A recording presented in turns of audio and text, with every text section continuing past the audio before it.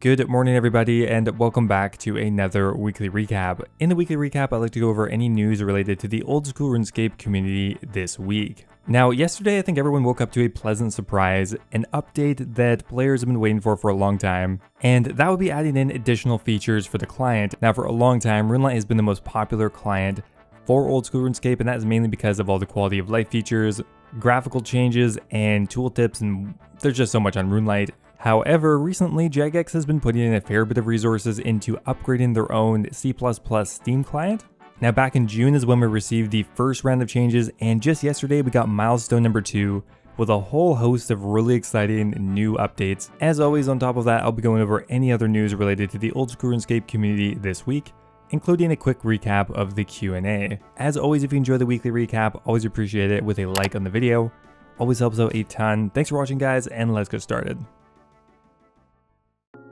So only around a month and a bit later, and we already have Milestone number 2. The first one had a ton of awesome changes, and I'm really excited to have a look at the new client changes that just came this month. Now, currently, all of the client changes only work on the existing C++ client. However, they are working on bringing them to mobile, which actually would be such a massive change. If mobile even got ground items, I would probably play it a bit more. Now, the first change here is fairly minor. It's just a reorganization of the existing menu system. Now, after this update, there are going to be a few more categories to help organize all of these settings. The categories are going to be activities, interfaces, and warnings. There are two notable changes here. The collection log pop-up and chat notification functionality have been split, which means you can have one of them on or the other, where previously you had to have both on or off. Also, you may have noticed the keybinds that would change what your F keys do has been moved. Instead of having a separate section, that is just now under controls.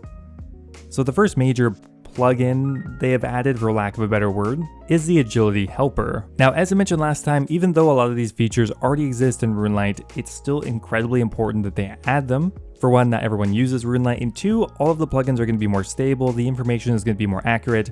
RuneLite has done an excellent job, but of course they still don't have access to the back end of old school RuneScape. Now, the agility helper is very simple. You've probably already used it quite a bit if you've used RuneLite. It will mark the next agility point with a green bar that will highlight all of the clickable area, and any marks of grace will be highlighted red. This will work at every agility course, including the new Shazian agility course. And in addition to that, they've added in an info box that will display the name of the course, the number of laps you've completed, how many laps you're doing per hour, and the amount of laps required for your next agility level. Now, in addition to rooftop courses, they've also added in agility indicators for all of the shortcuts around Gielinor, just to make them a bit more obvious. Now, probably one of the most important updates from all of these milestone changes is adding in additional draw distance. Draw distance is essentially how far you can see in any one direction. The default draw distance is quite low, which means usually when you're looking in a direction, there will be a giant black void. Now, keep in mind the draw distance is more of an aesthetic change. You're not going to be able to interact with objects, NPCs, or monsters any further away than you would normally be able to, but it will make the world seem a bit more alive, and it does really make navigating easier. Now, next up here we have an improvement to the minimap, and apparently this has actually been in the game for a week now, but I didn't notice.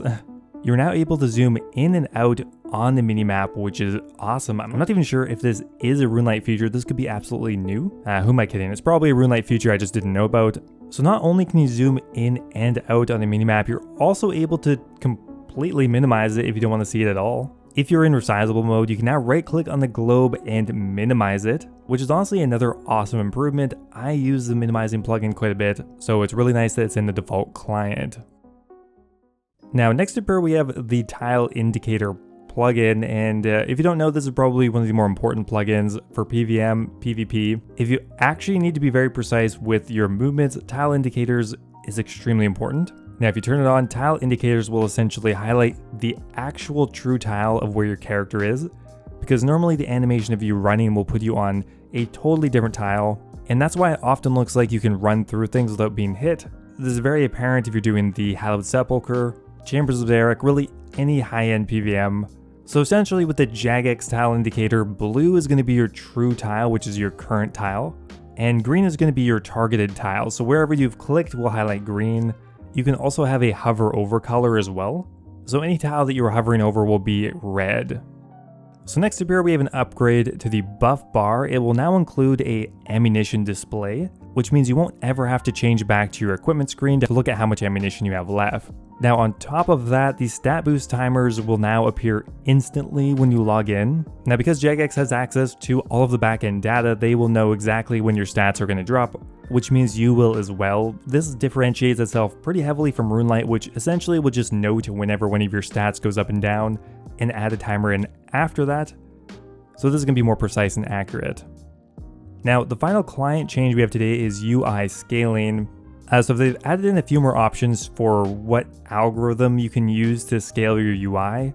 We now have nearest neighbor, linear, and bicubic. Now essentially this is just another algorithm that will determine how it will resize the actual pixels of your UI. Now each of these can be beneficial depending on a few different factors such as your monitor size, resolution, and a few other things, but really you can just mess around with them and see which one you like the most. So that is it for milestone number 2. Just honestly a ton of really awesome features, and it kind of came out of nowhere as well. Alright, so client changes is not the only thing changing today. There are quite a few changes to combat achievements, and I'm really interested to see what they changed. As some of you know, I've made a hardcore Ironman attempting to complete as many of the combat achievements as I can. That was yesterday's video. For those who maybe didn't see it or get alerted, it's probably one of my favorite videos I've released recently. So I will leave a link in the description for that if you guys want to check it out. Now at the top here, we have a few bug fixes for some of the tasks or just quality of life changes. For example, the perfect Verzik task will no longer fail if you take damage from a green ball. The RPG weapon will now count as a melee weapon for completing combat achievements for those who want to use the RPG. And there were a few tasks from the Fight Caves, the Nightmare, and Theater Blood that just weren't working correctly but now have been fixed. Now there are a few tasks that actually just had to change tiers. This one was just, I think, 100% error. Both of these are Nightmare solo tasks, but the one that required you to complete it in a certain amount of time was Elite, and just completing a regular Nightmare solo was Master for some reason. Now finally here, quite a few of the kill count tasks have been reduced. Notably, Briafita, Obor have been cut in half. Most of the Wilderness bosses have had their kill count reduced by 50. Most of the high-end PVM kill counts have been reduced by about 50% as well. Notably, the Elite tier Corrupted Gauntlet task has been reduced from 50 down to 10, so a huge decrease on that one. There seems to actually only be one increase, and that is the Master tier Gauntlet task goes from 50 kill count up to 100.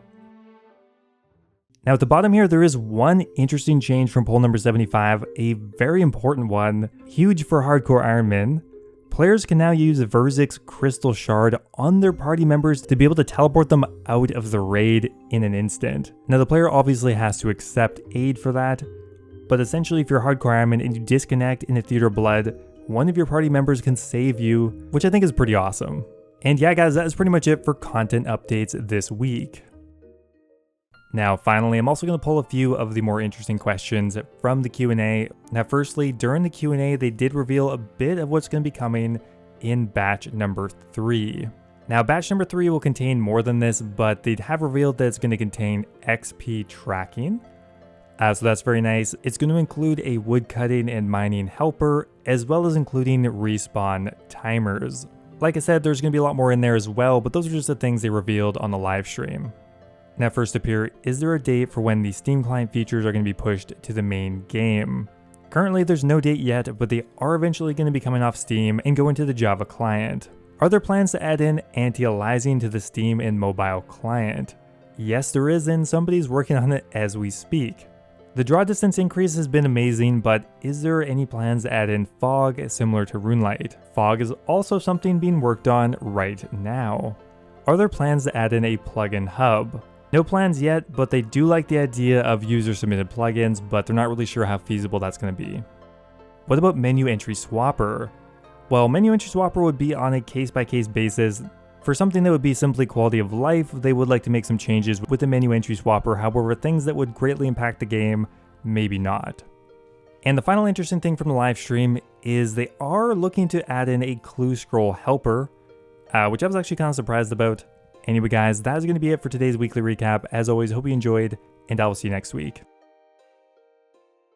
Now before I go here, I want to give a giant thank you to all of my members over on YouTube. A huge thanks to Guy Fox, Wolf of the Hunt, Timothy Chen, Ocelot, and Kush Patel for all being subscribed to the Dragon tier. All of you guys are awesome. Thank you for your continued support.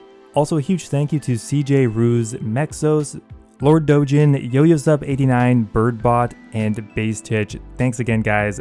As always, if you guys are looking for another way to support the channel, becoming a YouTube member is an awesome way to do so. Get immortalized in all of my future videos. You can get access to my video release schedule, as well as a custom role in my Discord server. Thanks again, guys, and I'll see you next time.